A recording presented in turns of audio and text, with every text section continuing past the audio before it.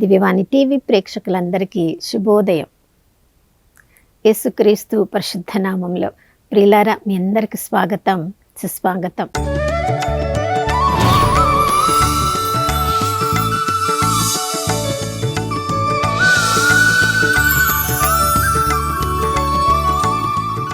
గడిచిన దినమంతా కోడి తన రెక్కలను చాచి తన బిడ్డలను కాచుకున్నట్లుగా నన్ను తన సిలువ రక్తపు నీడలో దాచుకున్న ఆ యేసుక్రీస్తు ప్రభుల వారికి మనస్ఫూర్తిగా వందనాలు తెలియచేద్దాం.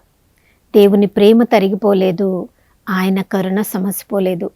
ప్రతి ఉదయము ఆ ప్రభువుని వెదకు వారందరికీ కూడా నూతనంగా తన ప్రేమను, కరుణను, కటాక్షాన్ని కుమ్మరిస్తానని విలాప గీతములు 3వ అధ్యాయము 22, 23 వచనాలలో వాగ్దానం చేసిన దేవుడు నమ్మదగిన వాడు, విశ్వసనీయుడు. ప్రియులారా, ఈ ఉదయకాలంలో ఆ ప్రభు వైపుకి మనం ప్రార్థనతో వాక్యాన్ని ధ్యానించి ఆశతో ఆ వాక్యం ద్వారా అందులో ఉన్న వాగ్దానములను ఎత్తిపట్టి ప్రార్థన చేస్తూ ఆ ప్రభు వైపుకి మనం చూస్తున్నప్పుడు మనం ఊహించిన దానికంటే, కోరుకున్న దానికంటే కూడా ఎక్కువ ఆశీర్వాదములతో ఈ ఉదయకాలంలో ప్రభు మనందరినీ కూడా ఆశీర్వదించి ఉన్నారు.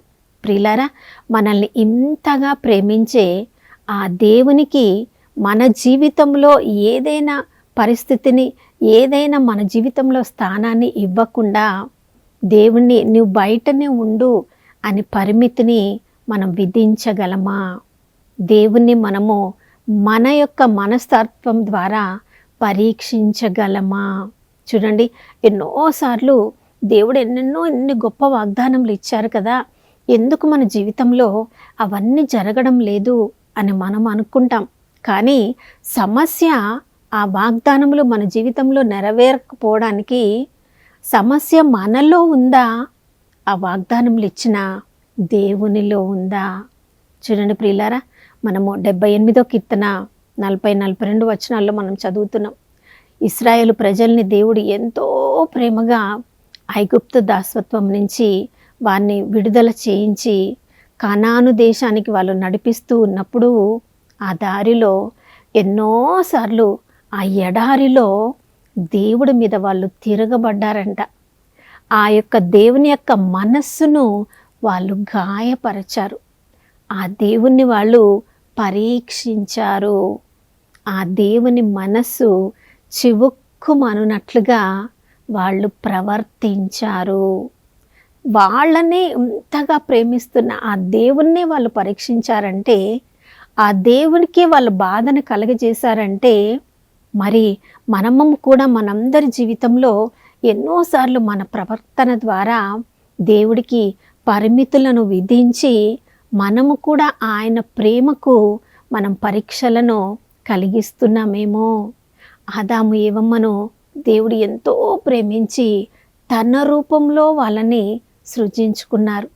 చూడండి, ఆదికాండం 1వ అధ్యాయం 28వ వచనంలో మనం చదువుతున్నాం, భూమండలం అంతా కూడా మీరు పరిపాలన చేయండి అన్నారు. ఈ భూమిలో ఉన్నదంతా కూడా వారి ఆధీనంలోనికి దేవుడు తీసుకొని వచ్చారు. కానీ ఎప్పుడైతే దేవుని మాటకు వాళ్ళు అవిధేయత చూపించారో సృష్టి వాళ్ళ ఆధీనంలో నుంచి వెళ్ళిపోయింది. ప్రియులారా, అంతకుముందు అవిధేయత చూపించకముందు ఆ ఏదైనా తోటలో ఎన్ని రకాల పండ్లు తిన్నారో, ఎంత ఆ భూమి నుంచి వాళ్ళు రుచులను ఆస్వాదించారో. కానీ అవిధేయత చూపించిన తర్వాత, ఏదైనా తోట నుంచి బయటికి వచ్చిన తర్వాత ఆ భూమిని తవ్వి సాగు చేయడానికి ఆదాముకి ఎంతో కష్టం. ఎందుకంటే ఆ భూమి మొత్తం తుప్పలతో నిండిపోయి వాళ్ళు ఎంతో కష్టపడితే కానీ ఆ భూమి నుంచి వాళ్ళు ఫలాన్ని పొందలేకపోయారు. నా ప్రియ సహోదర సహోదరి, దేవుడిచ్చిన వాగ్దానములలో శక్తి ఉంది. కానీ ఆ వాగ్దానములను మనం విశ్వసించకపోతే దేవుని శక్తిని మనమే ఆపివేస్తున్నాం. సంఖ్యాకాండం 13వ అధ్యాయంలో మనం చదువుతున్నాం, మోషే, కాలేబు, యెహోషువతో పాటు మరొక 10 మందిని వేగు నడిపించడానికి పంపించినప్పుడు ప్రియులారా, వాళ్ళు తిరిగి వచ్చి చెప్పిన మాటలేంటి?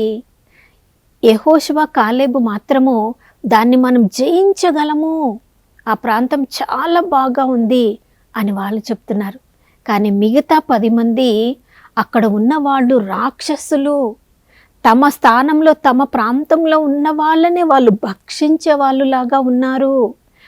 మనం అక్కడికి వెళ్తే వాళ్ళ ముందు మనం మిడతల్లాగా కనిపిస్తున్నామని రకరకాల నెపములు వాళ్ళ మీద మోపి అక్కడికి మనం వెళ్తే బ్రతకలేము అన్నట్లుగా ఆ 10 మంది అవిశ్వాసపు మాటలు పలికారు.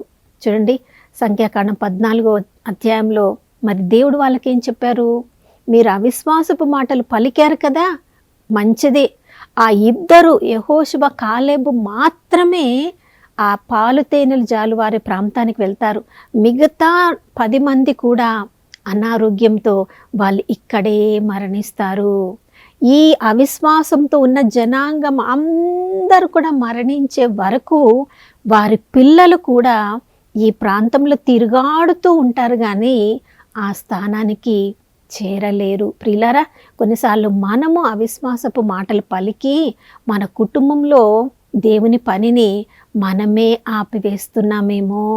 చూడండి, తల్లిదండ్రులంగా అందుకనే మనం ఏం మాట్లాడుతున్నామో జాగ్రత్తగా మాట్లాడాలి. మరణం జీవం మన నోటిలోనే ఉంది. దేవుని వాగ్దానాన్ని మనం నమ్మి ఆ వాగ్దానం మన జీవితంలో నెరవేర్చగల శక్తి దేవునికి ఉందని మనం విశ్వాసపు మాటలు పలికితే మన విశ్వాసాన్ని గమనించిన దేవుడు తప్పకుండా నెరవేరుస్తారు. కొన్నిసార్లు మన ద్వారా దేవుడు గొప్ప కార్యాలు చేయాలనుకుంటారు, కానీ మన ద్వారా దేవుడు చేస్తాడని మనం నమ్మకపోతే ఆ కార్యాలను మనమే ఆపివేసిన వాళ్ళం అవుతాం. మార్కు సువార్త 6వ అధ్యాయంలో మనం చదువుతున్నాం.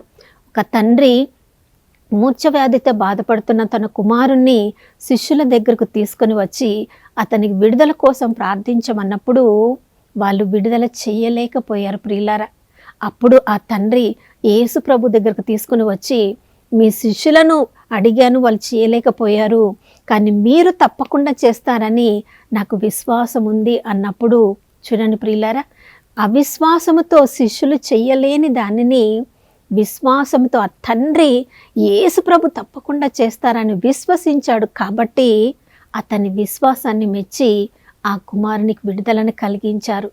తన యొక్క శిష్యుల యొక్క అవిశ్వాసాన్ని యేసు ప్రభు గద్దించారు.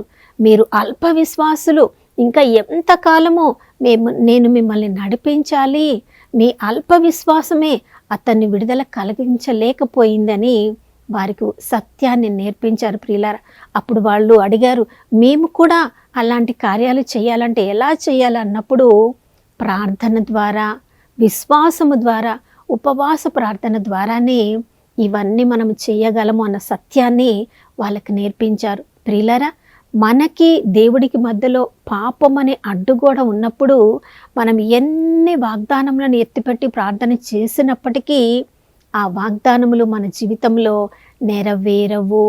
ఎందుకంటే మనము ప్రార్థన చేస్తూ ఉన్నాం, కానీ పాపము మనకి దేవుడికి మధ్య అడ్డుగోడ ఉంది కాబట్టి దేవుణ్ణి మనం అక్కడే ఆపివేస్తున్నాం.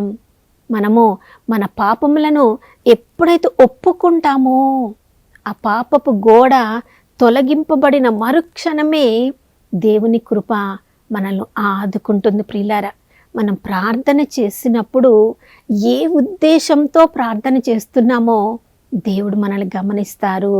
యాకోబు రాసిన లేఖ 4వ అధ్యాయం 2వ వచనంలో మనం చదువుతున్నాం, మీవన్నీ కూడా దురుద్దేశములై ఉన్నాయి, దురుద్దేశములతో మీరు ప్రార్థన చేస్తున్నారు కాబట్టి దేవుడు మన జీవితంలో ఏ ఆశీర్వాదమో ఇవ్వలేరు, మన ప్రార్థనకు జవాబు ఇవ్వలేరు. మరికొన్నిసార్లు ప్రార్థన చేస్తున్నాం, దానివల్ల భోగ భాగ్యములను అనుభవించడానికి ప్రార్థన చేస్తున్నాం, అది దేవుని చిత్తం కానప్పుడు కూడా దేవుడు మన జీవితంలో ఆశీర్వాదాన్ని కలిగించడు.